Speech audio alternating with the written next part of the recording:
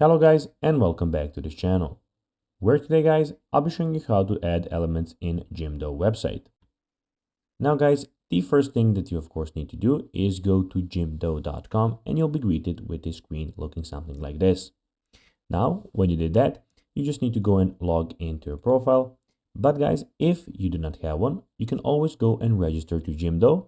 But guys, if you do not know how to do that, you can always go to our YouTube channel, where we have plenty of how to Jimdo videos, where you can see how you can do this. Now guys, that we got that out of the way, let's see what we actually have in front of us here. So as you can see here, we have the official website of Jimdo, where you have a lot of things to do.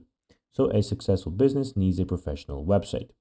Here guys, on the left, you have your you have some website builders, useful tools for your website, and your for your industry, something that you can do, so portfolio, coaches, etc. You here have also the online store, where you can see our online store builder, useful tools for your store, and you have business tools, where you can see a logo for your business, more useful tools, etc. Here you have a knowledge guide, of course, and the help center, where you can go and ask them any question that you actually have.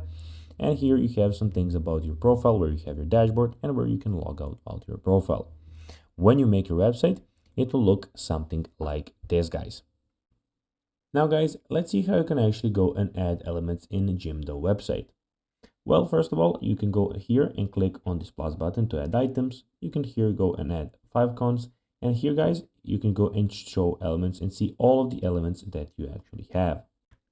So guys, that will be everything for this video. I hope that you found this video informative.